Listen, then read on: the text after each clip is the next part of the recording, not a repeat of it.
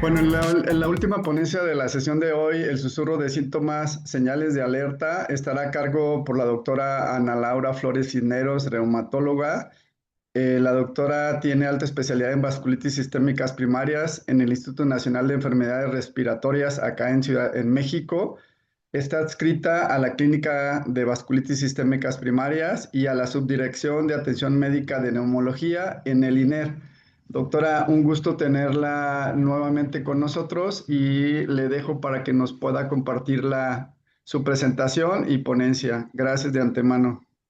Gracias.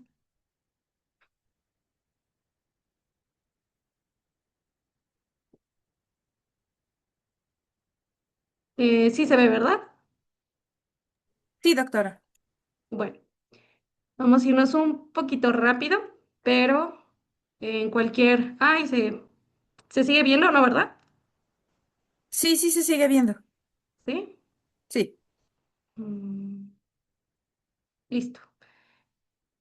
Y bueno, agradecer de antemano nuevamente la invitación, recordar que estamos en un día de celebración y vamos a empezar con la encuesta que al final les voy a poner los resultados. Y el susurro del síntoma, pues señales de alerta. Vamos a ver si verdaderamente sabemos cuáles son esos datos de alarma para que ustedes estén pendientes y, o bien si los desconocen, cuándo deben de acudir a revaloración con su reumatólogo.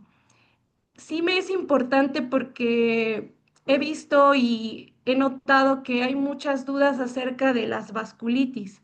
Y entonces hay que recordar que las vasculitis siempre me gusta empezar con explicar qué es una vasculitis para que nos podamos, digo, hay pacientes que ya llevan mucho tiempo en esto, ya lo conocen, hay pacientes que son seguramente nuevos, pero siempre es importante como ver de dónde partimos del término de vasculitis. Recordar que vasculitis es o hace alusión a la inflamación de los vasos sanguíneos. Y ya de manera general hablar de vasculitis, pues sabemos que hay vasculitis primarias, que son las que nos vamos a orientar en esta charla, pero que también hay vasculitis secundarias. Sí es importante que ustedes conozcan qué tipo de vasculitis tienen, para que pues partir de ahí sepan cuál es el tratamiento o hacia qué si le tienen que dar algún mayor seguimiento o no.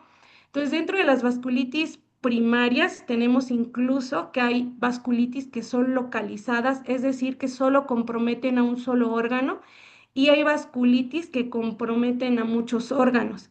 Y esas vasculitis que comprometen a muchos órganos, pues son las que llamamos sistémicas o generalizadas y que las vamos a clasificar dependiendo del tamaño del vaso con qué está afectando esta enfermedad. Tenemos vasculitis que son de grandes vasos, vasculitis que afectan a los vasos de mediano calibre o vasculitis de pequeño vaso, de las cuales tenemos asociadas a complejos inmunes y las que son un poco más conocidas asociados a ANCA.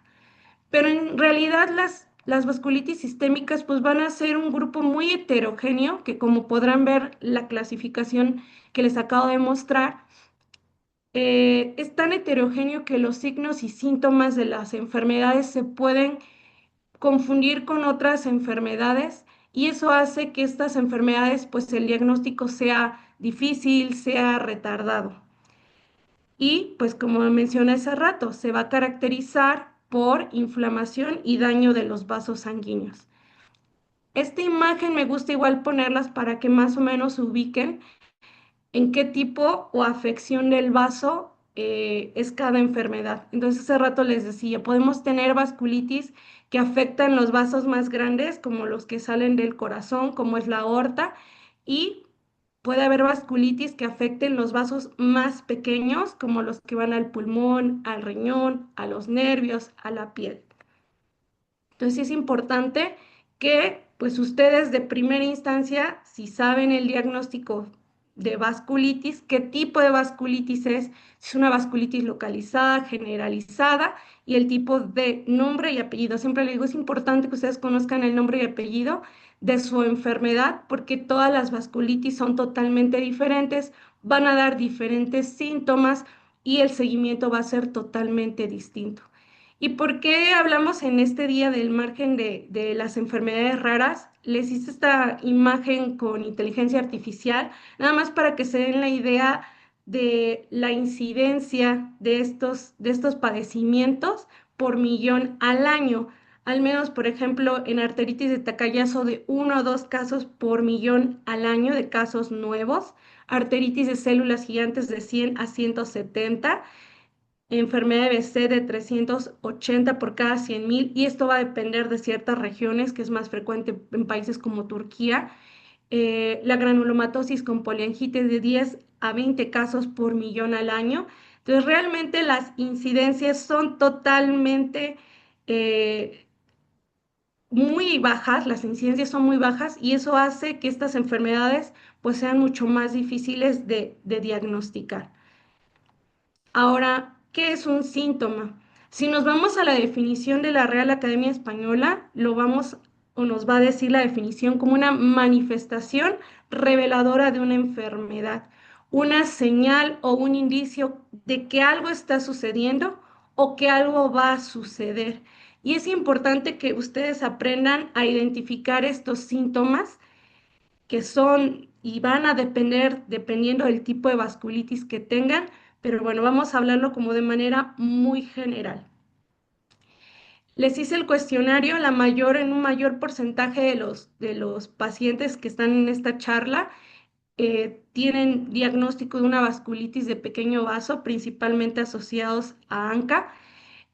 Hay otros que harán ciertas puntuaciones para otras vasculitis, sobre todo que ya vi que hay pacientes que tienen de grandes vasos, algunas consideraciones muy peculiares en cuanto a síntomas, pero bueno, me voy a dirigir un poquito más por el porcentaje de pacientes con este diagnóstico hacia las asociadas a ANCA. Entonces recordemos que son tres, que son la granulomatosis con poliangitis, que anteriormente se conocía como enfermedad de Wegener, la poliangitis microscópica y la granulomatosis eosinofílica con poliangitis, antes conocido como síndrome de Church-Strauss. Eh, Nada más para ver la comparación clínica de estas tres enfermedades, porque, como le dije, las vasculitis de pequeño vaso, pues tenemos vasos pues chiquitos en todo el cuerpo y van a haber diferentes manifestaciones en el pulmón, en el ojito, en los nervios, en el riñón, etcétera. Entonces, nada más para que vayamos ubicándonos un poquito clínicamente cómo se pudieran manifestar estos tres tipos de vasculitis. Algunos tienen mayor predominio por afectar órganos como es la naricita, el oído, el ojito, el pulmón, otros más hacia los nervios, otros va asociado hacia otros síntomas o a otras enfermedades como es el asma, que sí es importante que vayamos conociendo nuestra enfermedad. Y algo que preguntaban mucho hace un ratito y que veía en el chat es cómo yo sé que tengo una recaída, un brote o que mi enfermedad no está controlada. Entonces, es importante recordar que en algún momento de la enfermedad y sobre todo dentro de los primeros 5 años del diagnóstico de esta enfermedad, vamos a tener el riesgo de tener al menos una recaída. ¿Y qué es una recaída? Se va a definir como una recurrencia debido a la inflamación activa y cada recaída va a ser distinta. Podemos tener recaídas mayores y recaídas menores. ¿Qué vamos a considerar como una recaída mayor? Aquella en la cual hay una recurrencia de la actividad de la enfermedad, pero que amenaza algún órgano o que puede poner en riesgo la vida del paciente. Un ejemplo, si yo tengo un diagnóstico de una granulomatosis con poliangitis, lo mejor que mi recaída ahora sea a nivel pulmonar y llego al hospital con tos con sangre y el pulmón sangró. O que haya dejado de funcionar mis riñones. Esa es una recaída mayor. Y una recaída menor va a ser datos de actividad de la enfermedad, pero que no amenaza la vida o algún órgano de vital importancia para nosotros. Podríamos decir como ejemplo, que se nos inflame el ojito, que se nos inflame una articulación o tengamos lesiones o inflamación en los vasos más pequeños de la piel. Esta es lo más común. La recaída clínica es común y eso nos genera mucha preocupación, ansiedad, miedo, estrés, todas las emociones que puedan ustedes experimentar. Pero como les mencionaba, dentro de los primeros 5 años de la enfermedad es algo que puede suceder y que esto va a estar dado por diferentes factores que pueden propiciar que se presente esta recaída. Entre el 40 al 50% de los pacientes, es decir, casi la mitad de los pacientes con este tipo de enfermedades, en algún momento de su vida van a experimentar un tipo de recaída. Y es importante que ustedes empiecen a aprender a conocer su cuerpo para que puedan determinar esto se está saliendo de mi basal, mi habitual, y yo pueda acudir de manera oportuna con mi médico tratante para que él me revise y si hay necesidad de reajustar algún tratamiento, pues hacerlo en ese momento. Específicamente en las vasculitis asociadas a ANCA tenemos varios factores, como es el tipo de anticuerpo que puedan tener, el fenotipo clínico, qué tipos de órganos han tenido antecedente de estar afectados por la enfermedad, el antecedente de procesos infecciosos, el tipo de tratamiento que hayan recibido y, lógicamente, un paciente que tiene antecedente de recaídas previas, pues va a ser un paciente que va a tener mayor riesgo de tener nuevamente una recaída. No voy a hacer mucho hincapié en cada uno de estos para que nos vayamos al tema principal. Entonces, ¿cómo puedo reconocer que tengo una recaída? Pues es algo parecido a lo que tuve cuando empecé. Yo necesito como médico que tú te vayas conociendo tú vas tus basales. Tú eras una persona sana que después enfermó, que se sintió mal, que por alguna situación acudió al médico, pudo haber perdido peso, pudo haber tenido fiebre, pudo haber salido manchitas en la piel, pudo haber salido que el ojito se puso rojo, que dejé de ver, que empecé a toser sangre. Me dan un tratamiento, mejoro. Pero esa sensación o esos síntomas, como yo me sentía al inicio de la enfermedad, esos son nuestros principales foquitos de alarma o banderitas rojas para poder decir, creo que estoy empezando nuevamente a tener algo como cuando yo empecé con la enfermedad, algo que no responde a lo que a mí, con lo que a mí me recetaron o que ya no me está siendo suficiente. Puede haber pacientes que estén muy controlados de la enfermedad y en algún momento el tratamiento con lo cual estaban controlados ya no funciona y empiezo otra vez a sentirme mal, algo que se agrega a lo que no tengo. A lo mejor yo en algún momento tuve o empecé con la inflamación de un ojito, empecé con una úlcera en la boca y ahora ya no lo tengo, pero se agregó alguna lesión en la piel. Entonces, eso es un signo de pensar y sospechar que hay alguna recaída de la enfermedad. No hay que minimizar síntomas, que es algo que siempre o en la gran mayoría de los casos sucede por muchas situaciones. Y lo más importante es que empecemos a enfrentar esos síntomas que ustedes vayan presentando, no evadirlos para que se les pueda dar pues un tratamiento, un reajuste de tratamiento adecuado. Y les puse esta imagen que se me hace muy interesante porque es como una montaña rusa. Entonces les decía hace un momento, ¿ustedes se acuerdan que previamente a que ustedes se enfermaran y les dieran un diagnóstico de vasculitis, que eran unas personas sanas, llenas de vida, que se sentían en lo más alto de la cúspide de esa montaña rusa y que en el transcurso de los años ese estado de bienestar físico, emocional, viene cayendo hasta que diagnosticamos la enfermedad? Viene ese como círculo que les pongo que es un sube y baja entre los tratamientos, los diagnósticos, ese como círculo que a lo mejor puede dar muchísimas vueltas porque ustedes han ido con muchos médicos, muchos pasan por dos, tres, cuatro médicos diferentes, especialistas diferentes, hasta que les dan el diagnóstico y luego que el tratamiento les funcione. Y posteriormente volvemos a subir esa montaña rusa de bienestar, por decirlo de alguna forma, al que le vamos a llevar un control de la enfermedad. Pero si nos damos cuenta, en esta imagen que les puse unas flechitas, les voy a poner nada más el láser, esta flechita morada y una flechita rosa, perdón, y azul, se darán cuenta que cuando nosotros llegamos al control de la enfermedad, no estamos llegando a un basal de estar sano.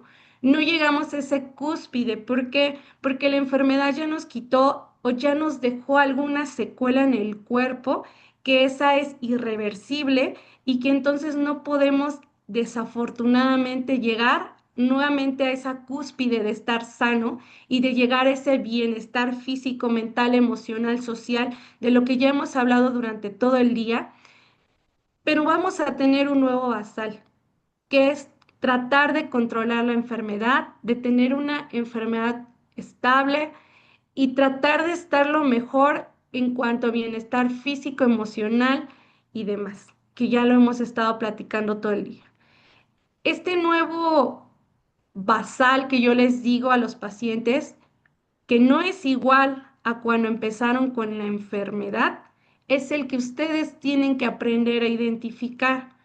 Ya no voy a estar en un nivel super wow de cuando estaba yo sano, pero sí en uno muy distinto a cuando estábamos con la enfermedad activa. Seguimos el camino de esta montaña rusa, que el control de la enfermedad en algún momento se puede perder. Sí, ya dijimos, el 50% de los pacientes pueden presentar algún tipo de recaída y entonces nuevamente vamos a bajar. ¿Cuál es el objetivo? Que nosotros nos quedemos aquí, en el control de la enfermedad, o que cuando nosotros empecemos a caer, ir bajando esa pendiente de esa montaña rusa, ustedes sepan identificar que algo está mal y que por ende tenemos que acudir al médico. Entonces, vamos a irnos a las banderas rojas, que espero se les quede bastante bien. Y van a ser síntomas desde síntomas muy generales que nos pueden dar otros tipos de enfermedades, procesos infecciosos y algunas otras. Vamos, primordialmente procesos infecciosos. ¿Por qué? Pues porque todos ustedes están con un tratamiento en el cual pues están más lábiles a que se puedan enfermar por los medicamentos o tratamientos que estén recibiendo. Entonces, dentro de estos síntomas generales podemos tener la fiebre, una fiebre que es persistente, que es intermitente, que dura más de 3 semanas. Ojo, hay que acudir a valoración. Que empecemos a perder mucho peso, más del 5% de su peso en los últimos 6 a 12 meses, sin alguna causa aparente. Es decir, que ya se haya descartado alguna gripa, alguna diarrea, alguna infección de vías urinarias, y yo sigo teniendo fiebre, yo me empiezo a sentir mal, empiezo a tener nuevamente ese malestar general que a veces es indescriptible, no lo pueden ustedes mm, expresar con palabras, pero literal, o sea, se sienten mal y ustedes lo mismo lo refieren. Doctora, me siento como cuando empecé. Entonces, ustedes son los mejores en conocer su cuerpo y en que deben de aprender a escucharse a sí mismos. Síntomas oculares, podemos tener sensación de cuerpo extraño, dolor en los ojitos, que el ojito se nos ponga rojo, puede haber disminución de la agudeza visual o que empecemos a ver borroso o que de plano se nos apague el ojito y que ya no veamos nada. Puede haber alteraciones campimétricas, ¿a qué me refiero, no? Que vemos como si viéramos como un catalejo o que alguna porción de nuestro campo visual es decir, dejo de ver, a lo mejor dejo de ver hacia afuera o hacia adentro, o tengo un punto negro en el centro, o solo puedo ver el centro y lo demás está negro. Esos son datos de alarma de que algo está pasando y que hay que acudir a valoración con nuestro reumatólogo o con el oftalmólogo. Yo les pongo estas tres principales, que es cuando, como muy, muy de bandera roja, como una triada, que haya dolor en el ojo, que el ojo se ponga rojo y que baje la visión, casi, casi inmediatamente habrá que acudir con su oftalmólogo o bien con el reumatólogo para que se valore, porque eso puede dar indicio a que la enfermedad nuevamente esté activa o que estemos presentando alguna complicación como algo que se llama escleritis, uveitis, que algunos de ustedes creo que ya lo tienen muy familiarizado. Les pongo estas imágenes, algunas están, espero no sean muy sensibles, pero a veces las imágenes nos ayudan mucho a visualizar cómo es ese enrojecimiento ocular, que se vean pues muy inflamados los vasitos del ojo, como es esta imagen. Si a alguien se le pone así el ojo, inmediatamente al reumatólogo e inmediatamente se va con el oftalmólogo, porque estos son datos de que la enfermedad esté activa.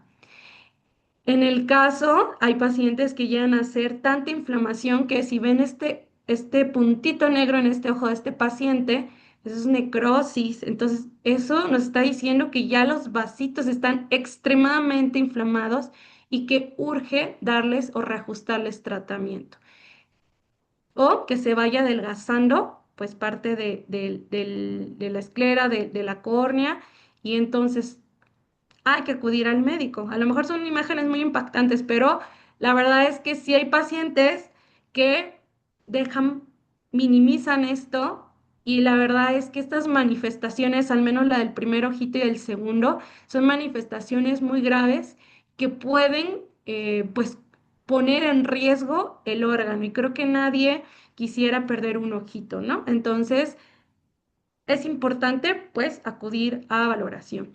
Podemos tener síntomas otorrinolaringológicos como pérdida auditiva. Hay muchos pacientes aquí que tienen diagnóstico de granulomatosis con poliangitis, entonces al inicio de la enfermedad pueden tener pérdida de la audición y se quedan con una audición basal. Siempre digo, no recuperan la audición, pero tienen un basal. Entonces, si de su nuevo basal baja más la audición, habrá que acudir a valoración. Si yo no, si yo escuchaba bien y de repente se me pierde la audición, tengo que acudir a valoración.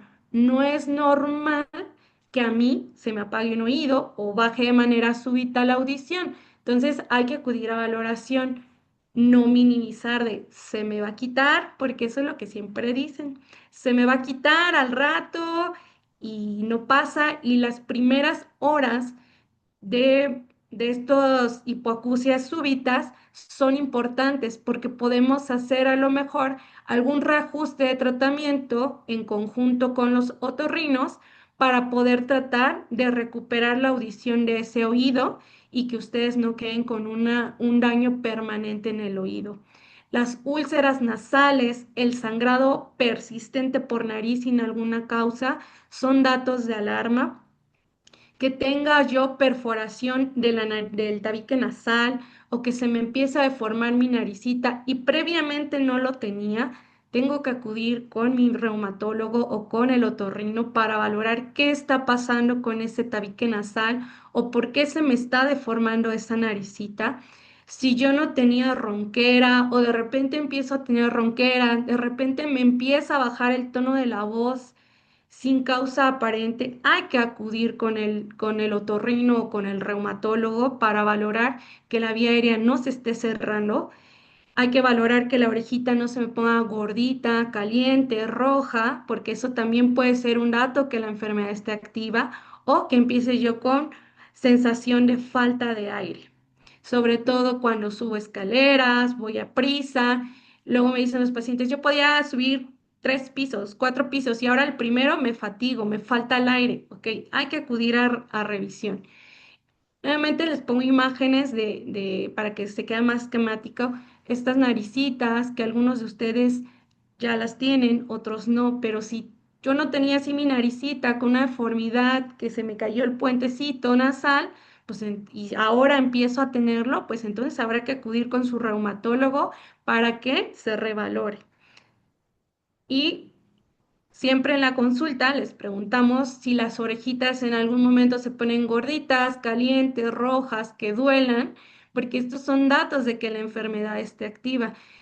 Y a lo mejor pudiéramos decir, ay, pues me picó un bicho, al rato se me quita, y minimizamos esos síntomas o queremos atribuirlo a otras causas y pues son datos de que la enfermedad esté activa. Entonces, las orejitas como coliflor, que duelan, que se pongan gorditas, calientes, rojas, siempre les digo a los pacientes, tómense una foto y comentárselo a su reumatólogo, doctor, porque pues a veces sí tienen este comportamiento, a veces se inflaman y se desinflaman, a veces va empeorando cada vez más la inflamación de la orejita, pero siempre tomen fotos, tengan evidencia de que algo está pasando, algo distinto a lo que ya habían experimentado anteriormente o están experimentando nuevamente.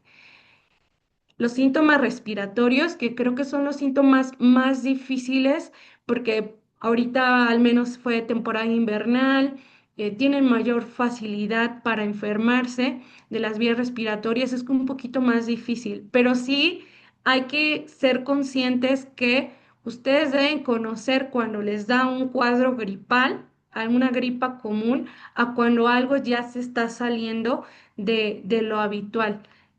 Lo voy a decir mil veces, la tos con sangre no es normal. Es que tosí con una flema con tantitas rasgas de sangre, pero ya se quitó. No es normal. Eh, la ronquera que no tenía, a lo mejor me dio una gripa y me quedé ronca porque tuve tos, pero la ronquera sin alguna otra causa hay que buscar y hay que comunicarle al reumatólogo, al otorrino, al neumólogo, a algún médico para ver que no haya compromiso de algún tipo de vía aérea. El estridor laringio, que es como vamos a decir, les digo, identifiquen si no van viendo que tienen un silbido, chiflido en el cuello, como si estuvieran, pues algo similar como los asmáticos, o un que empiecen a hacer, perdón por el ruido, es ejemplificar, pero ese ruidito en el cuello, en la garganta, que ustedes no experimentaban y que ahora lo experimentan y que va acompañado de ronquera o que va acompañado de que la voz se les va haciendo más bajita, son datos de que hay que acudir a valoración porque a lo mejor estoy teniendo al compromiso ahora de la vía aérea que previamente no tenía o que ha empeorado porque la enfermedad se ha activado. La falta de aire y ahora en época creo que algo de las pocas cosas buenas que nos dejó el COVID es que ahora estamos muy dados a tener ya en casa oxímetros, o pulseoxímetros y medir la oxigenación. Disminución en la oxigenación, vamos a decir cuánto, ¿no? Cuánto de saturación en un paciente que no ha tenido algún compromiso pulmonar previo, vamos a decir, pues que no baje de 90 la oxigenación, vamos a decir 91, 92, bueno, no hay ningún problema, se puede considerar normal. Pero si un paciente que me satura 95% y de repente empieza a saturar 80, hay que ver qué pasó en ese pulmón o qué está pasando en ese pulmón que ahora mi oxigenación bajó. Hay pacientes que por la enfermedad ya tienen un compromiso pulmonar ya establecido, ya a lo mejor tienen un pulmón que ya tiene datos de fibrosis o que ya se va haciendo durito o que ya tuvo ahí un nódulo o algo que condiciona ya que su oxigenación ya no sea normal, es decir, mayor a 90, pero mi oxigenación basal nueva oscila entre 86, a lo mejor 84 sin oxígeno, y de repente me baja a 60, 20, 40, son datos de alarma que hay que acudir a urgencias. Ya ni siquiera para avisarle al reumatólogo, no, a urgencias directamente. ¿Por qué? porque algo está pasando en ese pulmón que está haciendo que la oxigenación baje demasiado y que o tengo algún proceso infeccioso o tengo algún tipo de actividad de la enfermedad y que requiero yo que me vean de manera urgente. Nuevamente, no es normal toser con sangre, ¿por qué? Porque puede ser un dato de actividad de la enfermedad, porque puede ser ocasionado por una causa infecciosa o que está asociado a otro tipo de enfermedades y que hay que revalorar para, pues, dar un tratamiento dirigido a la causa.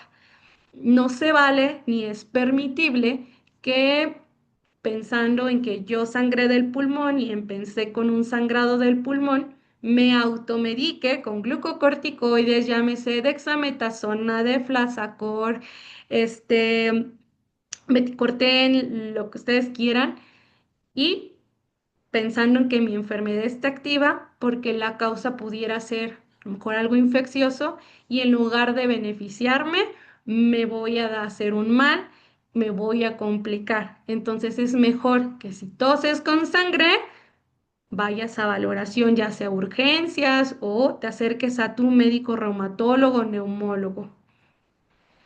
Síntomas gastrointestinales, pues un paciente que tenga una diarrea persistente, una diarrea crónica mayor de 3 semanas, que no se quita con nada, que no ha acompañado otros síntomas, pues habrá que acudir con su médico para valorar si esa diarrea puede ser ocasionada porque hubo alguna inflamación de los vasos más pequeños del intestino y que eso esté ocasionando que ustedes tengan diarrea o que tengan algún proceso infeccioso.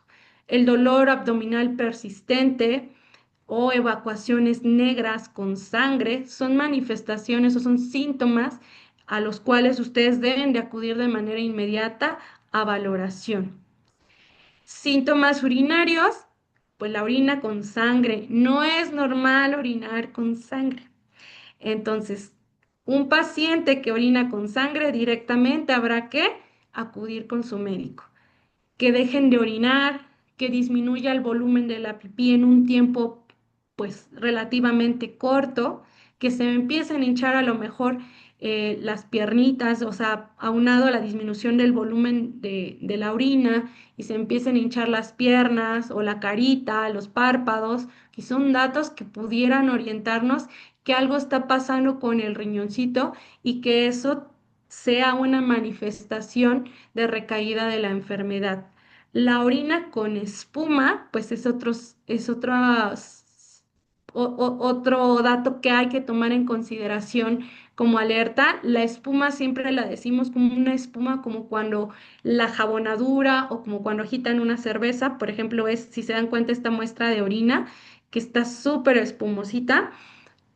Esos son indicios de que a lo mejor algo está pasando en el riñón y está haciendo que yo tire proteínas en la orina y que por eso mi orina se ve así y que sea un nuevo dato de que la enfermedad esté activa.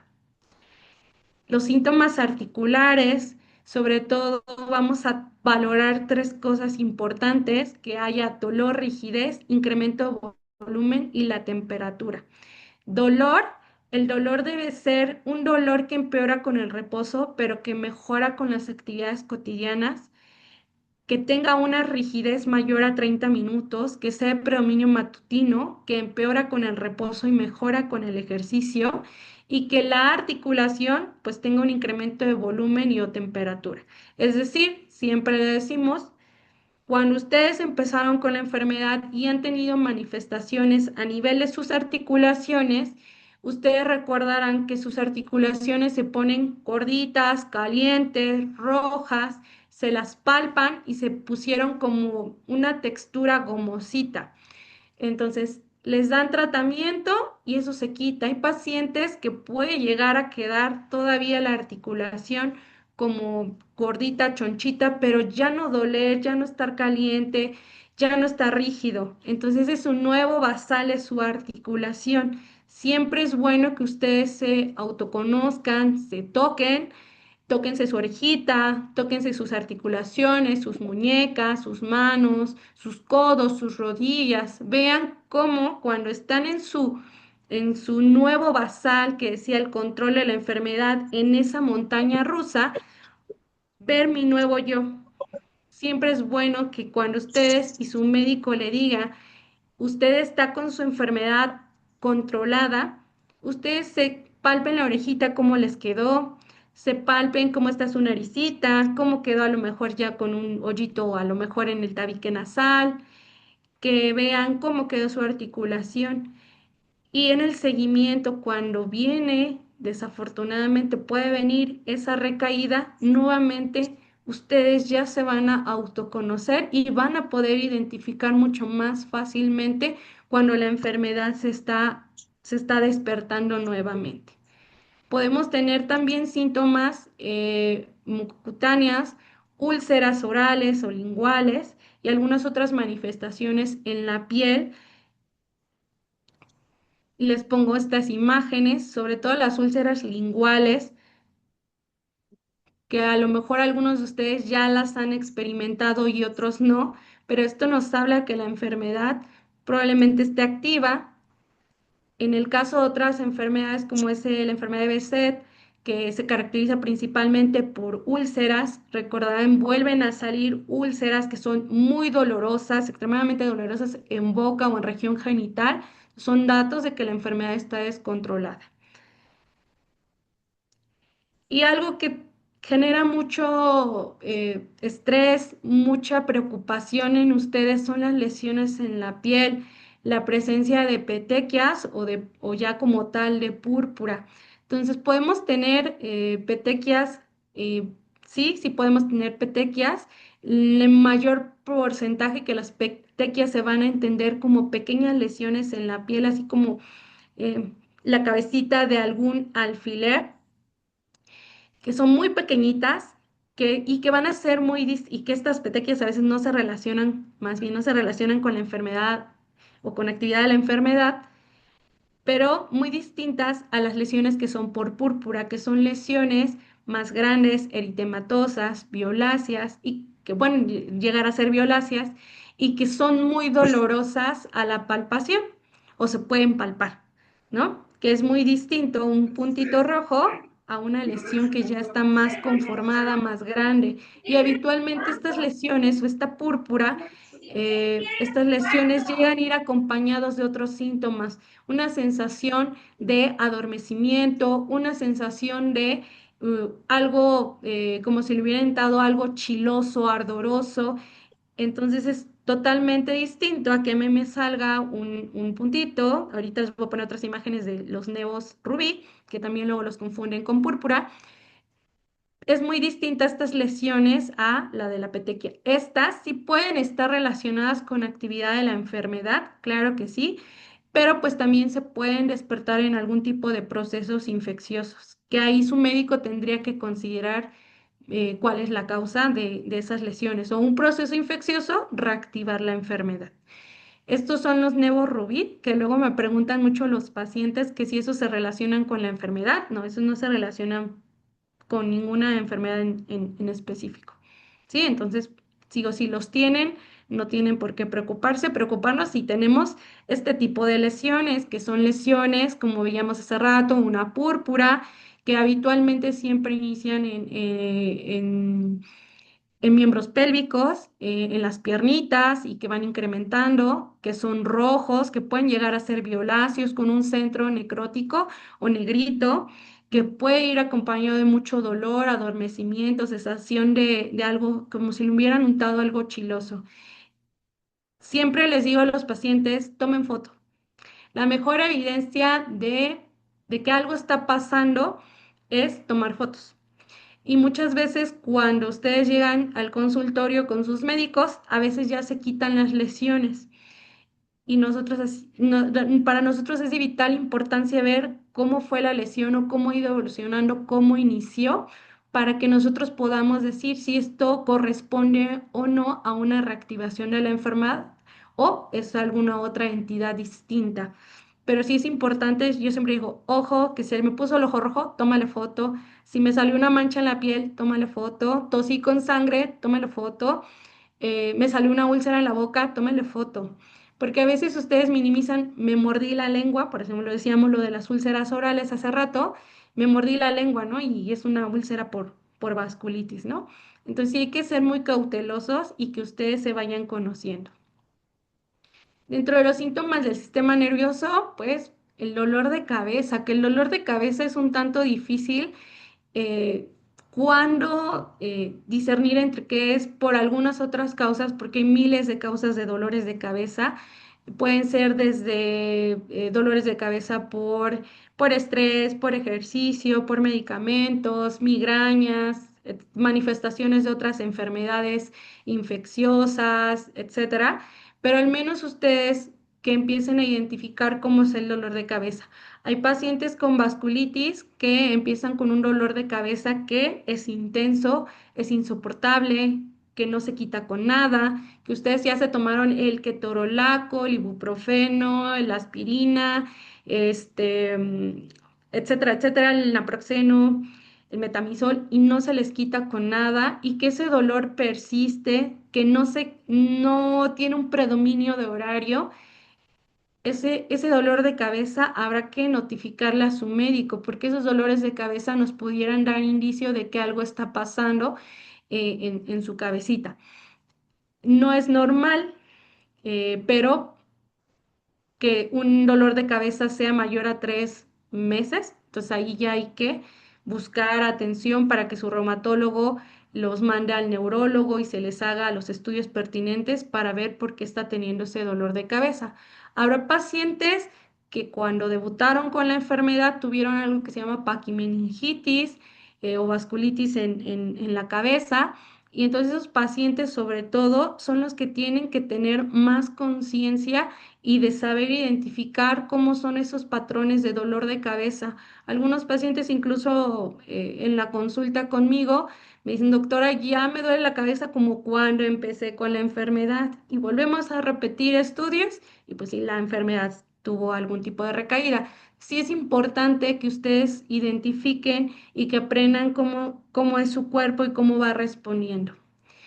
Este es uno de los dolores, el dolor de tipo neuropático que más les aqueja porque aparte puede ir asociado a otras causas, pero sí es importante que conozcan que hay 4 tipos de dolores de los nervios y que este dolor puede ser un dolor que se llama alodinia, que es una respuesta dolorosa a un estímulo pues no doloroso, es decir, como cuando alguien les da un abrazo y les duele muchísimo, eso ya no es normal, hay que buscar por qué algo que habitualmente no le debe generar algo doloroso, ahora lo está teniendo, porque está teniendo esa respuesta exagerada al dolor que no debería tener.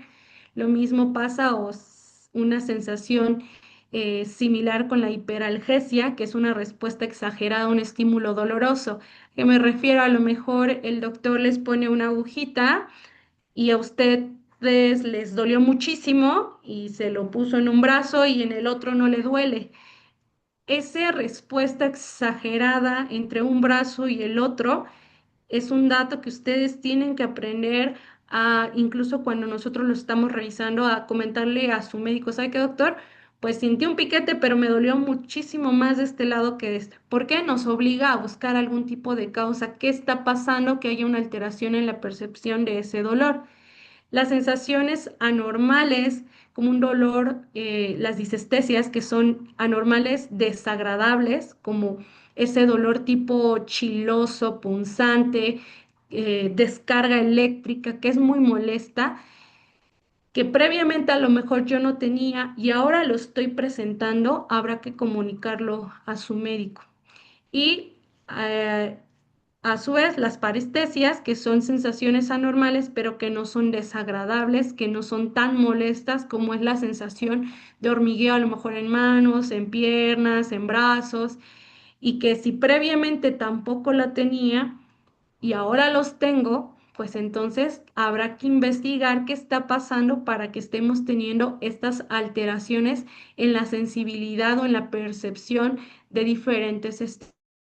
También puede pasar, y es importante, y a lo mejor es como muy mucho hacer hincapié en que ustedes aprendan a conocerse, pero es la mejor manera de que ustedes nos puedan expresar cuando algo ya se está saliendo de su habitual, es que ustedes aprendan a conocerse en control de la enfermedad.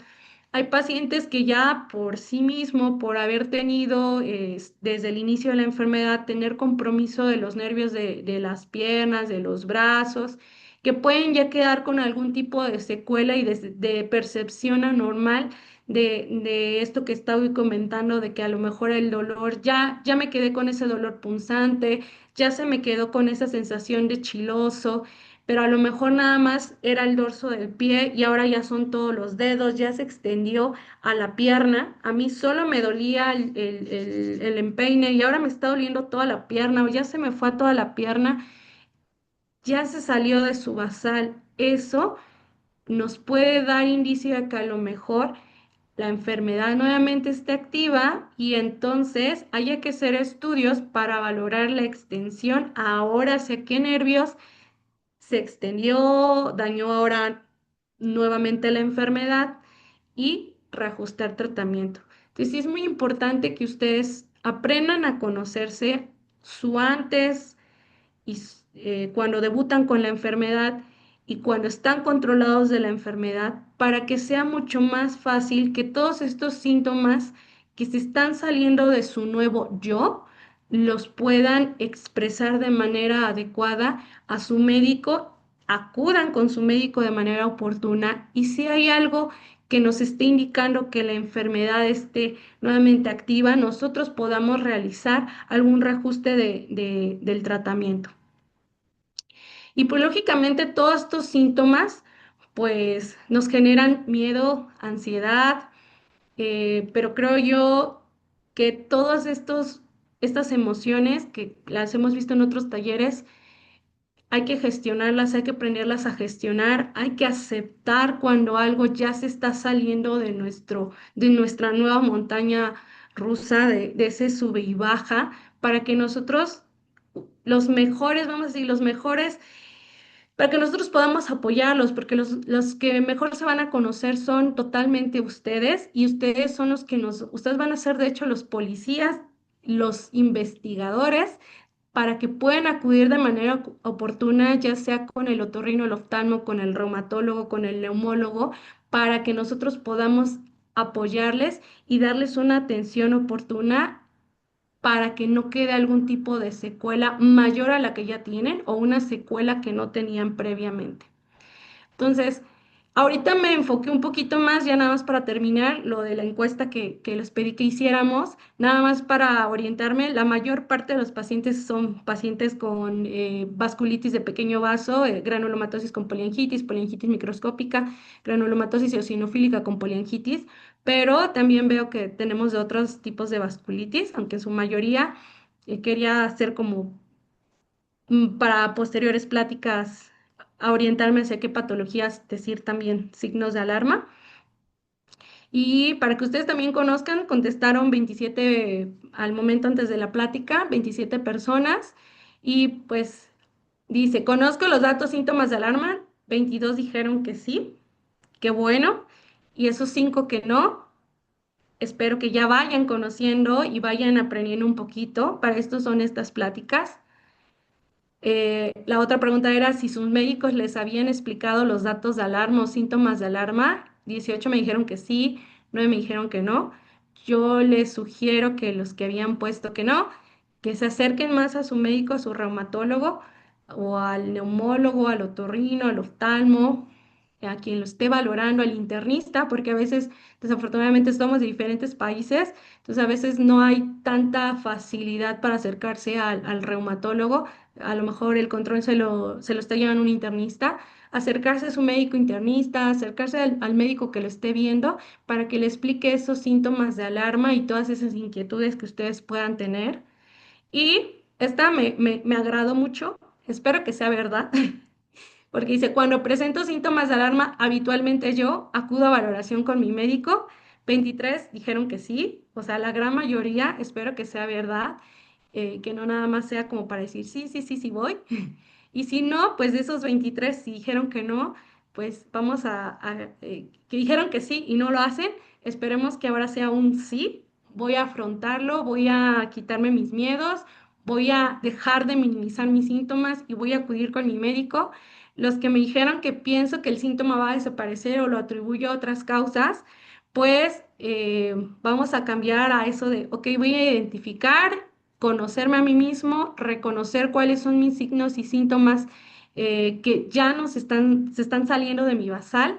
Y los que me pusieron, reconozco el síntoma, pero me da miedo que la enfermedad esté activa. Yo creo que esos pacientes que creo que fueron, fue uno o dos, pues se acerquen y ya nada más están el 50% bien, ya nada más pasemos al otro 50% de acudir con su médico porque ya lo están haciendo bien. Solo nos falta ese empujoncito para que entren dentro de los que acudan a valoración con su médico y les puedan otorgar pues una valoración adecuada y sin necesidad de reajustar algún tipo de tratamiento, pues se haga de manera oportuna, ¿vale?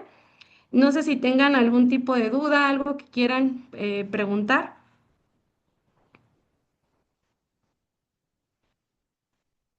Sí, doctora. Breve. Ya, bueno, como siempre es un placer participar con usted en estas charlas y a pesar de tantas veces que he estado yo aquí, sigo aprendiendo en cada ponencia algo nuevo y creo que no me dejarán mentir los que están frecuentemente en estas ponencias, que siempre aprendemos algo nuevo.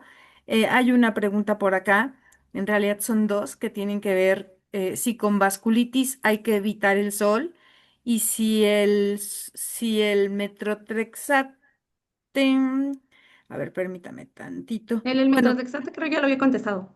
sí, ok. Sí, en el eh, chat hace ok, ratito. muy bien, perdón, no lo leí, pero bueno, en esta parte de la situación de si está prohibido asolearnos, si nos puede activar, si nos puede generar molestia o algo. Sí, lo recomendable es no estar expuestos al sol. Digo, todos, o sea, en población general, voy a hablar primero población general, todos debemos de usar protector solar, todos. No es como algo específico que si yo me expongo al sol, mi enfermedad se va a activar, pero lo recomendable es pues no estar expuesto a estímulos que pueden, ahorita este sol al menos, la luz ultravioleta, el tipo de sol que estamos teniendo ya actualmente, no es como que lo vaya a prender, pero sí puede llegar a inflamar. Y ya estamos en estado inflamatorio. No me refiero a activar como en otras enfermedades autoinmunes como es el lupus, ¿no? Que estrictamente es nada de sol casi casi, porque me activo fácilmente de la piel y se me inflama. No es tanto como en las vasculitis, pero sí lo aconsejable es que no se estén asoleando y el uso de protector solar siempre. Y eso es incluso en población general, tanto para protección de contra cáncer de piel y demás. Entonces, pues no es como un no absoluto, pero sí hay que protegerse del sol. Muy bien, muchas gracias. Carmen, ¿tienes alguna pregunta por allá? Hay algunas que son muy específicas, pero creo que podíamos resumirlas en varias cosas que ha habido tanto en el chat como en el grupo. Y es si las recaídas se pueden evitar. Sí, las recaídas, hay dos factores, vamos a decir como dos ramas distintas, eh, algo que es modificable y algo que no es modificable.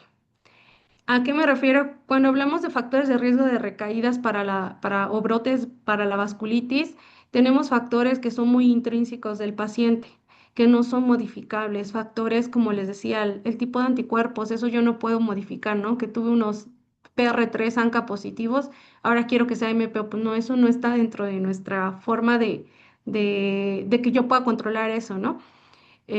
Factores genéticos, el tipo de vasculitis que tengan, que algunas tienen mayor riesgo de recaídas que otras, eso yo no lo puedo modificar. Lo que sí es modificable y que yo puedo prevenir es uno, que acuda a mis citas médicas primordialmente, acercarme y estar teniendo mi revisión constante con mi reumatólogo, con el médico el que le esté tratando su vasculitis. Lo aconsejable es que se vea un paciente con vasculitis cada 3 meses, aunque esté estable. 3 a 4 meses. Eso es lo ideal, en un mundo ideal, por decirlo de alguna forma, estar yendo a mis revisiones constantes, apegarme a mi tratamiento. El hecho de suspender el tratamiento, pues lógicamente incrementa el riesgo de recaídas. A veces, aunque son dosis muy bajitas del medicamento, pero como digo, ay, ya son dosis bajitas, ya me siento bien, llevo mucho tiempo controlada la enfermedad y de repente se me mete la idea de suspender el medicamento. La suspensión del medicamento nos puede incrementar el riesgo de recaída, entonces sí, no suspender sus visitas con el médico, no suspender sus medicamentos. Sí es importante llevar un buen esquema de vacunación porque los procesos infecciosos también pueden ser detonantes de que la enfermedad nuevamente se active. Entonces, completar o tener un esquema de vacunación completo, tanto para influenza, COVID, neumococo, ahorita ya está saliendo la de virus sincitial respiratorio, está saliendo la vacuna contra herpes zóster, pero tener mi esquema de vacunación y disminuir mi riesgo de procesos infecciosos, también estoy cuidando de que un proceso infeccioso a mí no incremente el riesgo de que posterior a esa infección tenga algún tipo de recaída. Entonces, la vacunación es importante, llevar un ritmo de vida, una alimentación adecuada, no suspender tratamientos, ir a sus citas con su reumatólogo. Son como esas medidas que yo puedo hacer para evitar que haya recaídas. Ahora, hay muchos pacientes que desafortunadamente, aunque digan, doctora, yo me vacuné, doctora, yo como sanamente, hago ejercicio, voy a mis citas y, y estoy teniendo una recaída persistentemente, les decía, eso es un factor de riesgo y eso es un factor desafortunadamente algo muy intrínseco del paciente, pero sí el acudir a sus citas a lo mejor con mayor regularidad nos pudiera apoyar para que esa recaída que tenga sea una recaída menor y que su médico que le esté valorando, pues le haga un reajuste de tratamiento adecuado para que no caigamos en una recaída mayor y que quede con algún tipo de secuela importante en algún órgano o que comprometa su vida. Entonces serían como lo que pudieran hacer ellos como para tratar de evitar que haya recaídas o brotes de la enfermedad. Muchas gracias, doctora. Gracias, doctora. Las Y felicitan mucho. ya Y para vacúnense, terminar, ah, ya vacúnense. ya para terminar, doctora, es una pregunta que a lo mejor no se tocó aquí puntualmente, pero es algo que inquieta. ¿Los biológicos se pueden tomar de por vida? De, de por vida. O sea, No hay, hablando de, ya sabemos cuál medicamento. ajá, Ah, así es. ok. Digo, sí se Mm, puede mencionar, pero más bien como que la inquietud es, ya estoy en biológico, ¿sí lo puedo tomar en lo sucesivo o hay algún límite, me imagino, en dosis o... Pues no es como que exista una recomendación específica, o sea, real de cuánto tiempo puede tener un paciente una terapia biológica. Pero bueno, si nos vamos a las guías internacionales, que a final de cuentas son guías, las guías internacionales europeas, pues al menos hablando en vasculitis asociadas a ANCA, el tratamiento con rituximab al menos pues 2 años, te dice dar al menos durante 2 años tratamiento con rituximab, ¿no? Por decirlo de alguna forma. Y posterior a ello, pues valorar si se retira o se cambia por algún otro tipo de tratamiento. Realmente al momento, o sea, hay pacientes que llevan muchísimos años con rituximab y no ha habido ningún evento adverso grave al momento de que continúen y persistan con este tipo de tratamiento. Hay en otros tipos de vasculitis como tocilizumab, como terapias biológicas como con anti-TNF, pues tampoco hay como una temporalidad de decir ya después de cierto tiempo voy a quitar el tratamiento, porque muchas veces cuando ya están en tratamientos con terapias dirigidas, terapias biológicas, pues es porque habitualmente no han tenido una buena respuesta a los fármacos convencionales, o sea, a los fármacos vía oral, y que entonces hemos buscado pasarlo a algo subcutáneo o algo por la vena. Sí se ha visto a lo mejor que si bien no se puede retirar ese fármaco, pues a lo mejor tratar de tenerlos con una dosis baja o a lo mejor con una dosis espaciada entre una administración y otra para que como tratando tener ese objetivo de disminuir la dosis y los riesgos sobre todo. Lo que más les preocupa son los riesgos de procesos infecciosos, pero una temporalidad, ¿no? Vi que preguntaron qué son terapias biológicas. Bueno, las terapias biológicas, aprovechando que vi ahorita el mensajito, pues son medicamentos que son medicamentos dirigidos contra algún tipo de sustancia o célula que está relacionado con la producción de la enfermedad. Por decirlo de alguna forma, el rituximab, que es como el más sonado y en la mayoría yo creo que lo han escuchado de los pacientes con vasculitis asociados a ANCA, que el rituximab es un medicamento que va dirigido contra las células que producen anticuerpos, que son células específicas CD19, CD20, y que estas células se encargan de producir anticuerpos relacionados con la enfermedad, que serían los ANCA. Entonces, estos medicamentos son muy dirigidos hacia esas células para bajarlas, para que no se expresan pues esos anticuerpos. Y así en diferentes, dependiendo, por ejemplo, si es con tocilizumab, va contra algo que se llaman interleucinas, el tocilizumab interleucina 6, o sea, son terapias extremadamente dirigidas hacia un producto que está generando la enfermedad. Por eso son como más específicas, por decirlo de alguna forma, distinto a los fármacos como son el metrotexato, la satioprina, el ácido micofenólico, ¿no? Que a lo mejor no van tan dirigidos hacia un grupo de células o hacia una sustancia específica, sino como de una manera un poquito más global, más general hacia disminuir la inflamación. Ujú. Ok, doctora, muchas gracias. Ya finalmente, solo porque quiero precisar esta, preguntan por acá en el chat del WhatsApp que si todos se pueden vacunar. Nada más me gustaría que usted lo aclarara. Sí y no. Se tienen que acercar a su reumatólogo. Teóricamente, todo paciente que esté en remisión de la enfermedad se puede vacunar. Todo paciente, dependiendo del tipo de tratamiento que tenga. Sí, ahorita sí vino, y sobre todo lo voy a hacer, qué bueno que lo mencionas, Velvet, porque ahorita fue está lo del sarampión. No es recomendable que se vacunen contra el sarampión, es así, ahorita sí diría no, ¿no? ¿Por qué?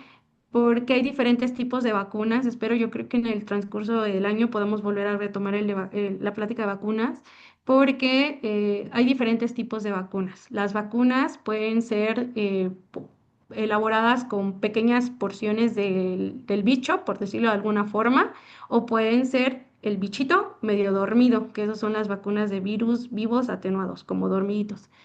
Entonces, muchos de los pacientes que tienen pues algún tipo de enfermedad autoinmune están tomando este tipo de tratamientos que pues bajan las defensas y que está contraindicado las vacunas con virus vivos atenuados como son las del sarampión. ¿Qué puede pasar? Que pues como son el virus dormidito o medio dormidito, por decirlo de alguna forma, a la hora de administrar la vacuna y su sistema de defensa está bajito por la cuestión del tratamiento para su vasculitis, pueden incrementar el riesgo de, en lugar de generarme una protección, causarme la enfermedad. Entonces, no es recomendable, sobre todo si están con terapia como rituximab, no es recomendable que pues se pongan vacunas de virus vivos atenuados porque corremos el riesgo de que nos infectemos.